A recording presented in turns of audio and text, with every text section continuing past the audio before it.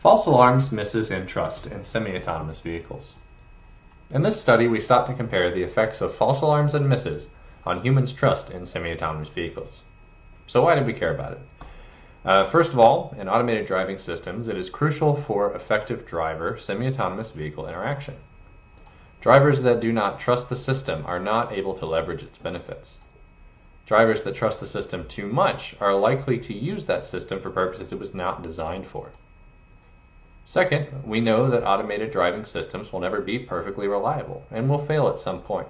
Understanding the impacts of different failures on trust is vital for designing safe automated driving systems. For this study, we investigated the following primary hypothesis.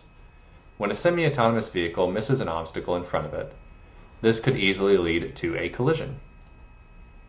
A false alarm, on the other hand, is likely to lead only to a disruption for the driver. Therefore, we hypothesized that both misses and false alarms will have a negative effect on trust in automated driving systems. But this negative effect will be stronger for misses than for false alarms. The results of the study do indeed indicate that error type matters. We found that misses were more harmful to trust than false alarms. After driving, participants' final trust in the automated driving system was lower for the misses condition in comparison to the false alarms condition. This research was conducted by members of the Maverick Lab at the University of Michigan. Maverick is a cross-campus, multidisciplinary collaboration to study autonomous vehicles.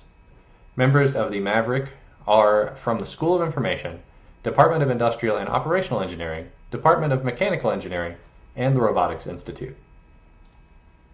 To learn more about the methodology used and implications for this research, you can download and read the full paper at this link.